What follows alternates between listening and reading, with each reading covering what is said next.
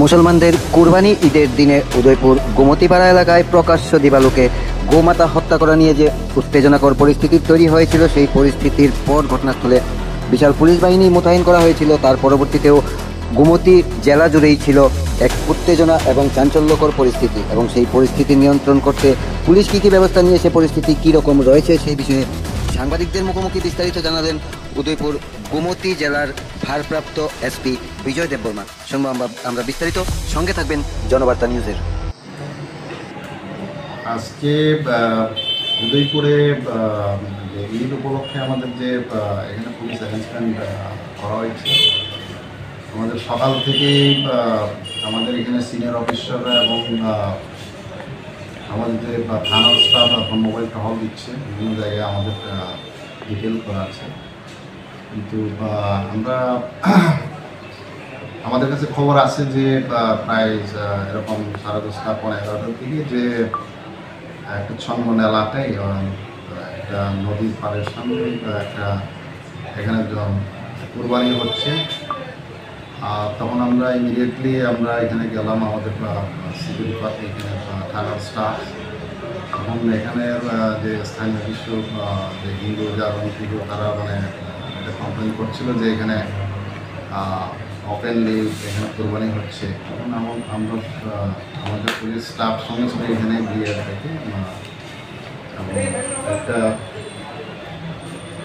সঙ্গে সঙ্গে পুলিশ এখানে হস্তক্ষেপ করে এবং তাদেরকে বলে যে এখানে ওপেনলি তো এটা করাটা ছিল না, এই কারণে তাদেরকে বুঝিয়ে সুঝিয়ে এখানে করে ওইখানেই মানে দফন করা হলো। এবং একটা কমপ্লেন আমরা রেজিস্টার করতে যাচ্ছি এখানে। আমরা অ্যাকর্ডিংলি আমরা অ্যাজ পার ল আমরা বেশ তদন্ত করবো এখন।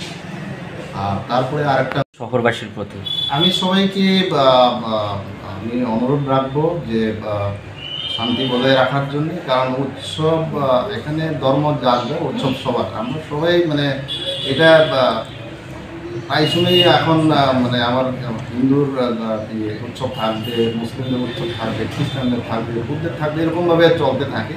তা আমরা সবাই এটাতে অংশগ্রহণ করি। এখন এটাই আমি বললাম যে ধর্ম যাদের উৎসব সবার, সবাই যেন এটা উৎসব করে, উৎসব হিসেবে আমরা যেন এখানে আনন্দ উপভোগ করি। এখানে কোনো এখানে ধর্ম ভেদাভেদ বা জাতি ভেদাভেদ যাতে না হয়, আমি সবাইকে আমি অনুরোধ করবো শান্তি শৃঙ্খলা বজায় রাখার জন্য, সুভ্রাতৃত্ব বজায় রাখার জন্য। আমরা এখানে নিরাপত্তা আমরা ব্যবস্থা আমরা বজায় রেখেছি। সন্ধ্যার দিকেও যাতে কোনো কিছু অপ্রীতিকর না ঘটে, আমাদের মোবাইল থাকতে আমরা সিনিয়র অফিসাররা এখানে আছি।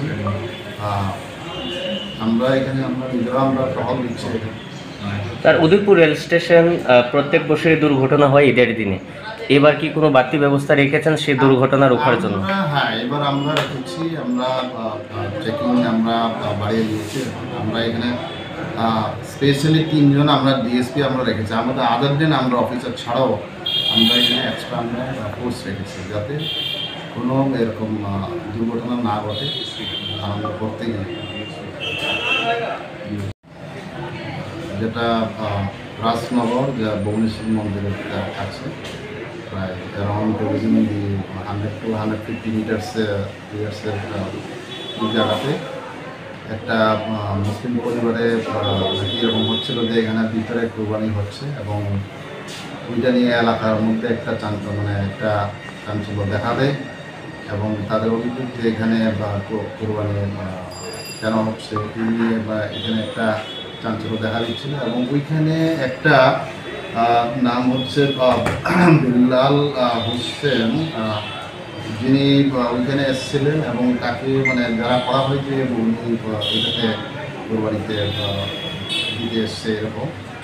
তো বিল্লাল হোসেন যখন ওইখান থেকে বেরিয়ে এসেছিল যে যাওয়ার জন্যে, ও একটা টমটম চালক, রাজনগরে একটা কোনো একটা জায়গায় ভাড়া থাকে, এবং তার নিজস্ব বাড়ি হচ্ছে মহারানীতে। এবং যখন সে ওইখান থেকে বেরিয়ে আসে তখন তাকে মানে বলা হয় কেন এখানে এসেছিল, কী কারণে এসেছিল এরকম। তখন সে বলে যে আমাকে এখানে নিমন্ত্রণ করেছে, এই উপলক্ষে আমি এখানে এসেছি এখানে। তখন স্থানীয় কিছু অপরিচিত যুবক তাকে তার কমপ্লেন মোতাবেক তাকে মারধর করেছে এখানে এবং তার অটো ভাঙচুর করেছে টমটম। তৎক্ষণাৎ আমাদের পুলিশ ওইখানে গিয়ে হাজির হয় স্টাফ নিয়ে এবং পরিস্থিতি নিয়ন্ত্রণে আনে। এখন আমরা একটা কমপ্লেন পেয়েছি এই ক্ষেত্রে এবং কমপ্লেনটা আমরা এখন কেস রেজিস্টার করছি আমরা এখন আমরা অ্যাজ পার ল আমরা তদন্ত করব। এখন এই মুহূর্তে ওই এলাকাতে এখন পরিস্থিতি এখন ভালো, আমাদের পুলিশ থেকে আছে, আমাদের মোবাইল চলছে, আমরা এটা আমরা নজর রাখছি। স্যার